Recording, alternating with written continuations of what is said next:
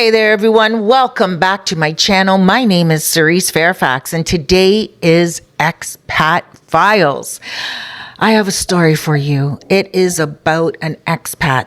Now, before we start, I want to let you know that I got some merch, Expat Files, and these are cups that you guys can put your coffee in or put your cold drink in as you're sitting on the beach. And it will remind you to be careful when you come here to the Dominican Republic, because some people, when they come here, not only expats, but when some people come here, they do some strange things that they wouldn't even do in their own country. All right, guys. This is Santo Domingo coffee. I love it. I drink my coffee black. All right. Now, this story has a lot of players in it, but as always, I keep the players, the people in the story, I keep their names confidential, but we're not going to even go into so much detail about the other players. There are three main players. We're going to call the girl Marisol. We're going to call the guy Robert, her boyfriend. And we're going to call his buddy Frank. Okay, so Frank and Robert, they have been coming to Sosua for many, many years. Now, Sosua, for those of you who don't know, and you're just kind of like doing your research on the Dominican Republic right now, and you're wondering what areas are really fun, Sosua is a great area. It is a tourist area. Well, it has a tourist area, but it has a lot more other areas to it as well. Now, this story took place in Sosua, El Batey. El Batey is the tourist district. All of this is located on the north coast of the Dominican Republic in a province by the name of Puerto Plata. You probably heard of it. Okay, so here we are.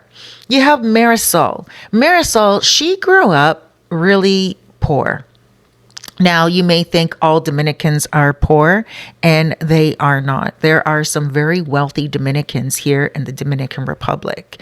Now, Marisol, she was raised in an area called Gaspar Hernandez. It is a little beach town. I love that town, and it's just before Rio San Juan.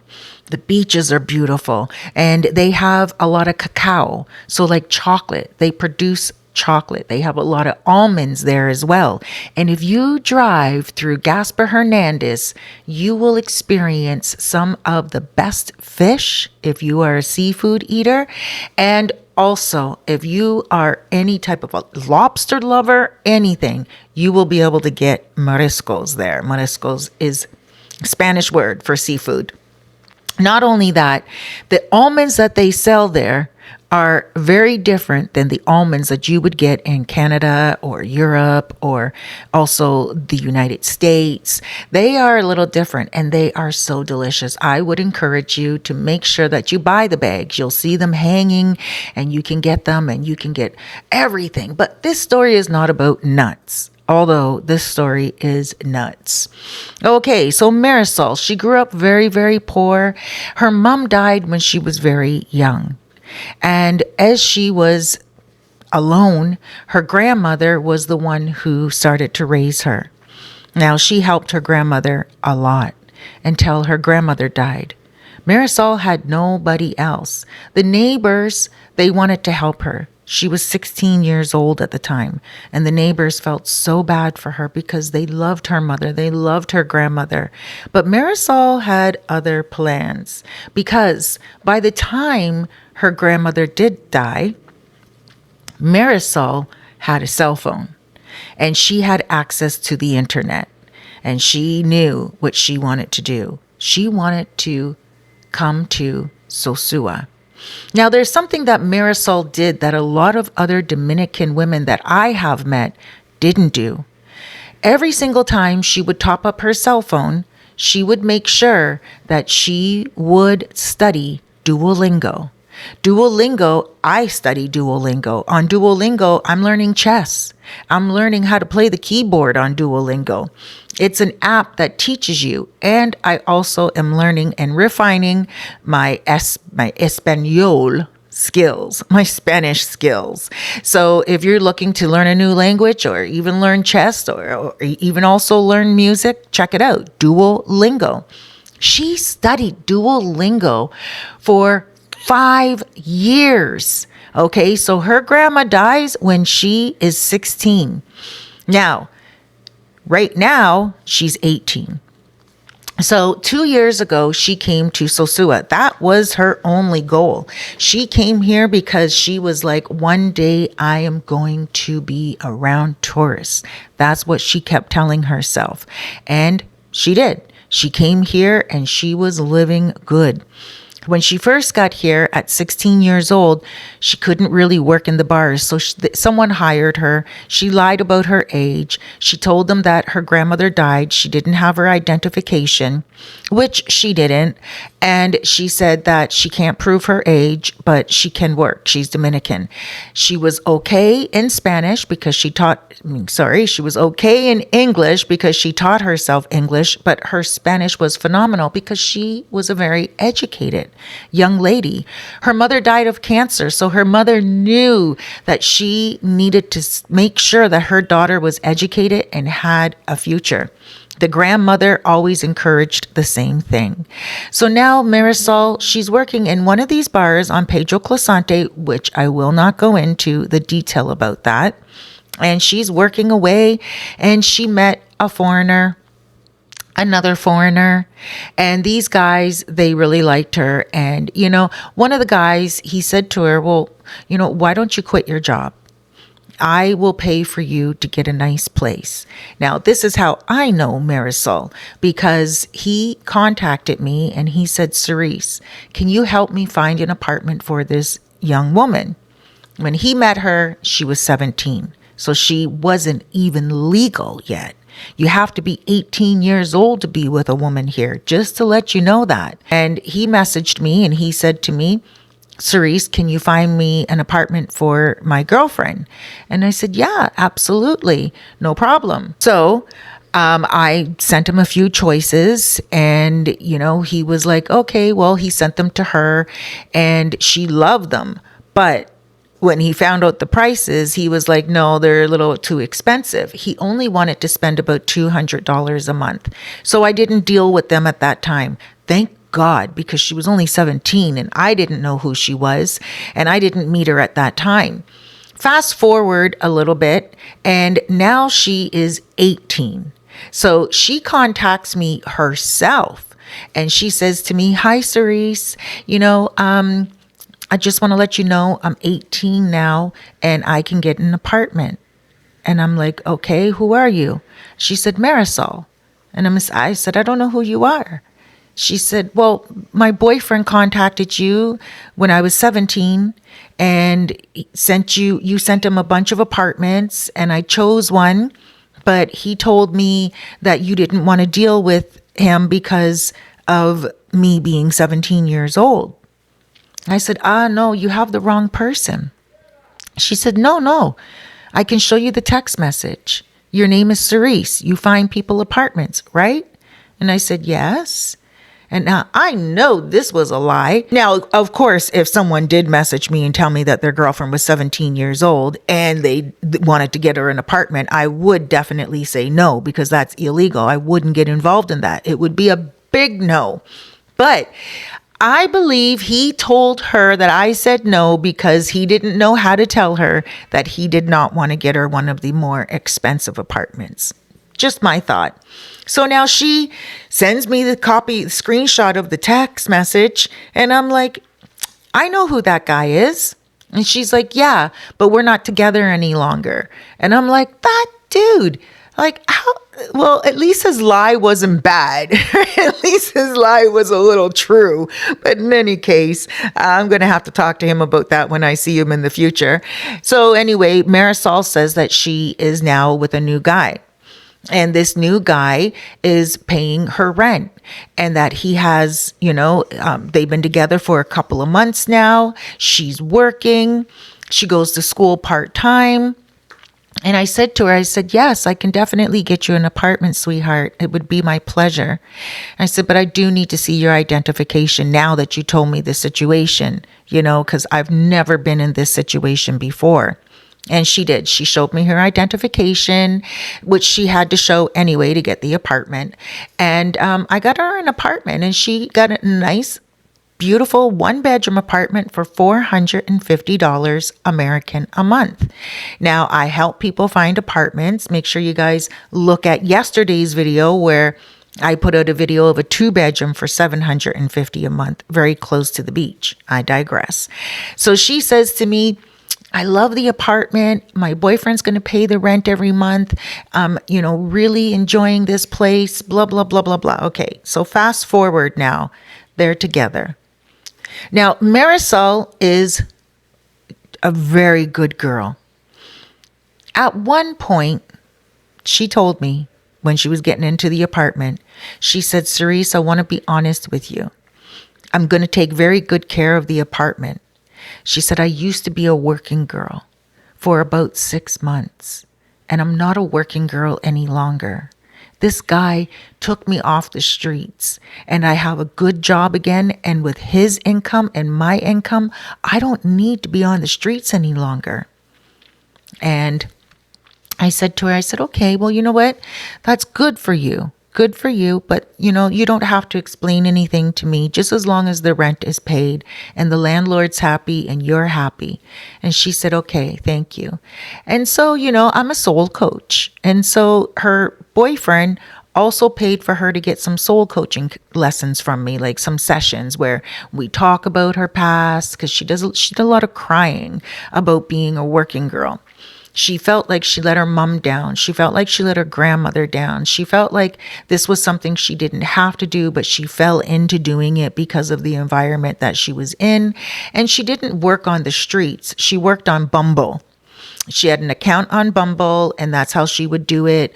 Or when guys would go to the bar and they would offer her a night, she would go and get a top up on whatever, like, $100 or something for her pocket. I don't know. I'm just saying a price.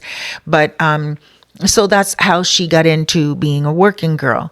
Now, she also got fired from her job because her employer found out that she was working the bar as she was working her little side hustle. And so she lost her job, and that's why she had to go full force into being a working girl until she met Robert. And Robert knew she was a working girl, but Robert just let it slide because he believed in her. Robert was like, you know what? I believe this is a good girl. Because again, she was crying a lot. Even the first night when she went to his place, because he first got her as a working girl on the street. He first found her on Bumble. So when he found her on Bumble, he took her to his hotel room and they were romantic. Afterwards, she just bursted out crying. He was so nice to her and she just felt like he was such a good guy. He didn't treat her like a prostitute. He treated her like a real woman. And she started to cry. And he's like, how old are you? And she said 18. And he's like, oh my gosh, you're so young. I thought you were 25. She said, no, I lied to you about my age because I'm scared. I don't know what I'm going to do with my life. And she just let it all out. And he said to her, listen, I have 2 bedrooms here in this Airbnb, aparta hotel, they call it. And he said, you can take the other room. I'm going to be here for a month. I want you to stay with me. Not as my woman, not as my free lay, but as my guest. You can stay in that room and you can do what you got to do. Just take a break from what you're doing for the month and I got you. You need your nails done? I got you. You need your hair done? I got you. You hungry? Let me know. I want you to have a peace of mind. And she was like, wow. So, of course, after about a week and a half, they were going out together, because he would say to her, he's like, do you want to go out tonight? And she'd be like, yeah, sure. So he was taking her out on the town. He was taking her out for dinner and drinks. And naturally, they just ended up in the same room every single night. So she never really did go into the second room. By the end of the month, he fell in love with her. He felt like she was a good girl, and she fell in love with him too. And that's why he got her that apartment. And he also took her back to her job and the bar she was at, because she was so sad about losing that job. She was so embarrassed about losing that job. And the owner of the bar really did respect her. So this guy, who's an American, took her back to that bar to help her get her job back. And he appealed to the owner and he said, please listen, I don't know if you know her story, but I think maybe it's safe for you to take her back. And she's my girl. I'll help her out on the side. She's not going to take anyone home from the bar. She's not going to make your bar look like it is one of those places, like a speakeasy or like a brothel or anything of that nature. And he said, if you can just give her job back, she really wants to work. And she got hired back on. So that's how she was working and also getting money from Robert. So now, fast forward, she's doing really well. She's on time with the rent and she's not cheating on Robert. She loves Robert. They look like a beautiful couple. I would say it's the Jay-Z and Beyonce type of couple, She really did change her life. And so now Frank, the friend, he's on Bumble and he's looking at this girl on Bumble and he's looking. Now, Marisol has a very unique mark on her face, and I'm not going to say where, but you can't mistake it. And not only that, makeup is not going to hide it. So it's a beautiful, let's say a beauty mark, so to speak. And so he saw this and he's like, that's Marisol with a wig on. And she was scantily clad in this photo. And right away, Frank called up Robert. Frank, Robert, your girl is a hoe. Robert's like, no, she's not. And he's like, she is, dude. And Robert's like, dude, why? Why you calling me with this? Now, of course, Robert never told Frank that he knows that Marisol was working, but he felt like it was none of Frank's business. So Frank's like, man, I'm telling you, I'm sending you the photo right now. It's your girl. She has that mark on her face and there's no denying it. I'm telling. And Robert said, just stop it. Listen, man, just stop it. And Frank's like, what? You know she's a hoe? And he's like, she's not one any longer. Since she's been with me, she's not on the streets any longer. And he's like, man, you can't turn a hoe into a housewife. What is wrong with you? And Robert said, but I'm trying. So let's see what happens. And it was doing very well. The two of them were together for a while. Now, Frank and Robert have been friends for years, and they generally come to the Dominican Republic, sometimes together, sometimes not, sometimes with a group of guys, sometimes not. And so this one trip, they did come with a handful of men. Now, Robert was the type of guy that took Marisol everywhere with him. He would take photos of him and Marisol when he would come down to the Dominican Republic. He would post his girl all over Facebook. He was very proud of Marisol. And so the guys that were on the trip with them knew about Marisol. Now, the guys, they would get girls, working girls, or maybe their own girlfriends, right? So they're all sitting at a table at a restaurant. And now Marisol, she decides that she's going to go to the washroom. Now, this washroom is inside a restaurant. The table was outside of the restaurant. The window of the washroom was pretty much, you could hear what's going on at the table. Marisol goes to the bathroom and she hears them laughing, right? And she's like, oh, that's nice. So she's washing her hands.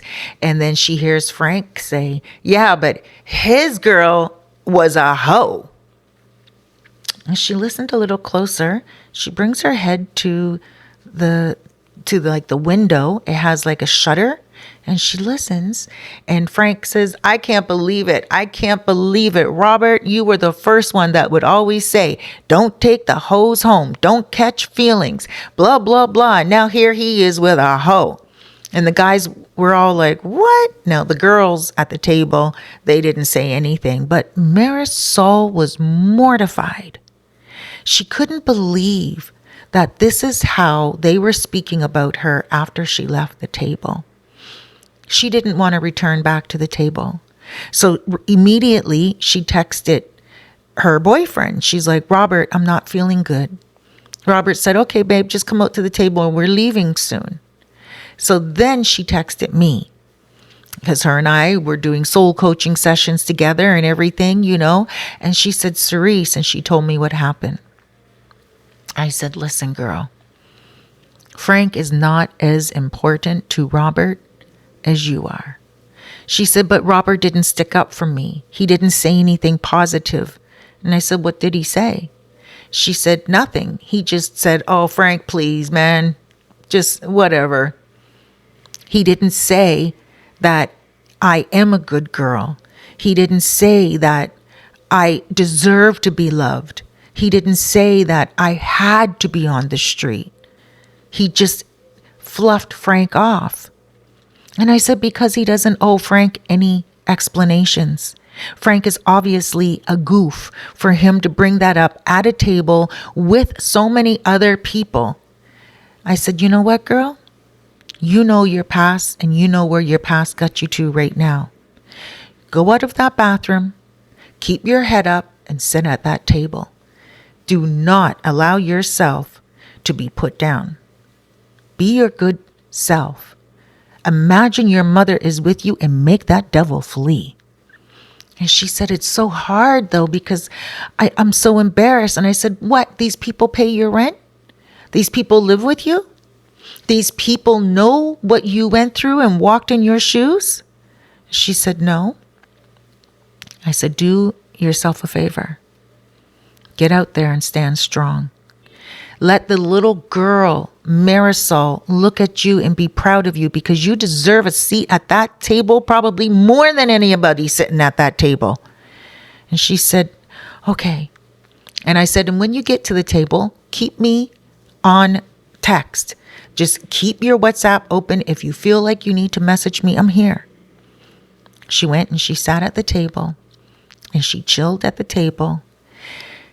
And then Frank said out loud to her, so Marisol, are you still on Bumble? What are you doing on Bumble? I saw your account on Bumble. I saw your profile on Bumble. And Marisol said, I used to be on Bumble. Frank said, yeah, but you're still on there. How come you didn't delete your account? Are you just leaving it open just in case? Or are you taking tricks? Well, my buddy is not here. And she didn't know what to say. She just looked at Frank and she said, I'm not on Bumble for dates. I'm on Bumble for just to socialize. And he pulls up her account and he says, looking like this is socializing? You look like a hoe to me. And Robert said, that'll be enough. Stop it. Frank looked at Robert and said, you told me she was a hoe. You told me that you were cleaning her up. You told me that you think that you can turn a hoe into a housewife. And clearly Frank was drunk. Marisol immediately called me, but she just let me hear the conversation at the table. She didn't say anything. She just called me. Like, she had her cell phone and she pressed call. And immediately when she didn't answer, I said, hello? She didn't answer. I could hear everyone talking. I knew what she did. And this goof, he was so inebriated, like just borracho. Borracho means intoxicated. And he sounded so mean and cruel. Now, I just want to sidestep for 1 second.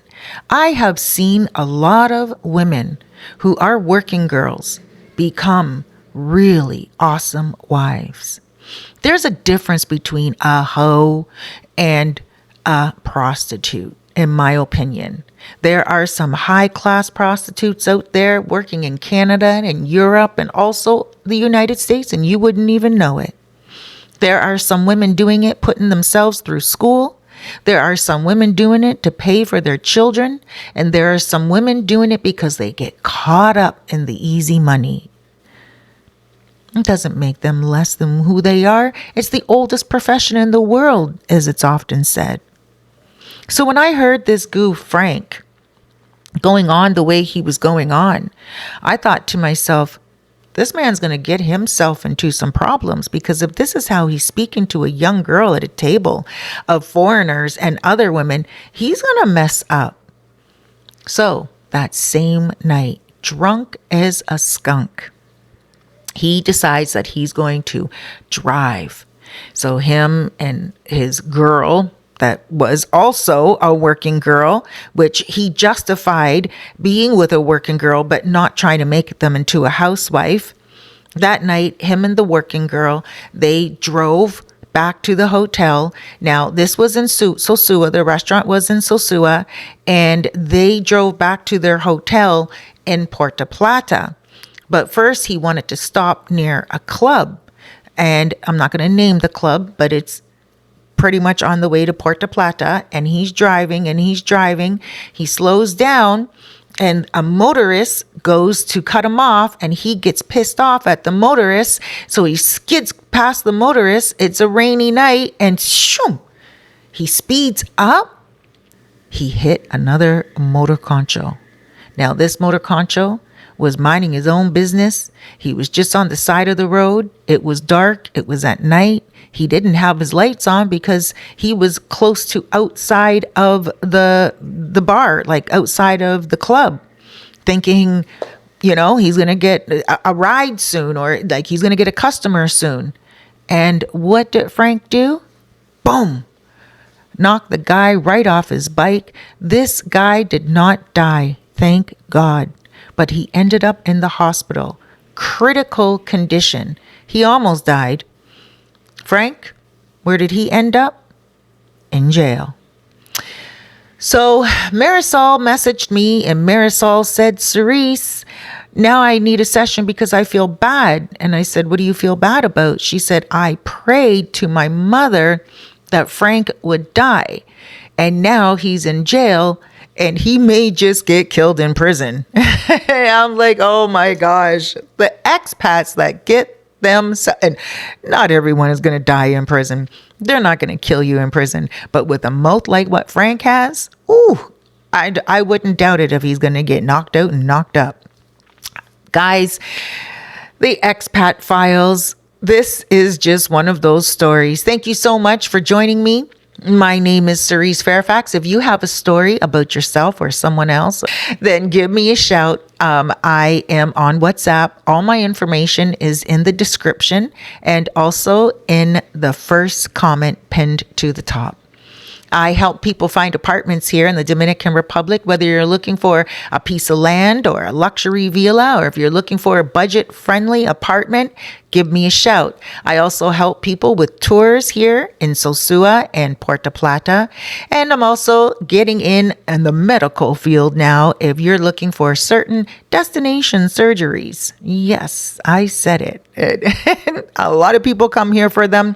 And I know a few surgeons that are great. Guys, another thing, please, if you're looking to relocate, give me a shout. I can talk to you on the phone for 30 minutes or 60 minutes, whether you're coming for a month or if you're coming for the rest of your life. We can talk on the phone, a consultation. It's a personal one-on-one, and we can chit chat about what your plans are, your preferences, your monthly rent budget, whatever it is that you would like to do. Huge hugs, loads of love, and big blessings. Thank you so much for being here. Don't forget, I've got a couple of favors for you to do for me. 1, go ahead and hit subscribe. 2, go ahead and hit like. But one of the most important favors is please be good to yourself, because tomorrow is not promised. So go ahead and make the best of today. I'll see you in the next video. Huge hugs, loads of love, and big blessings. Down by the docks where the shadows creep, secrets spill where the whispers seep. Cerise, Fairfax, she's got the scoop. Stories tangled like a sailor's loop. Bars and beaches, smoke and sand. Truths get loose from a stranger's hand. The expat files, oh, they never lie. Classified tales under foreign skies. Rum and cigars, a smirk, a smile. In the expat files, the truth wears a tie.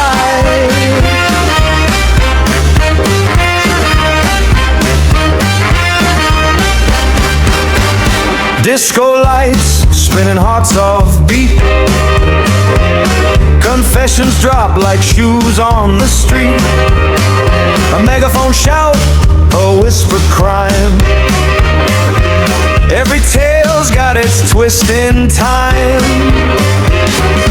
Pour the rum, light the night. Secrets burn in the candlelight. The expat files, oh, they never lie. Classified tales under foreign skies. Rum and cigars, a smirk, a disguise. In the expat files, the truth wears a tie.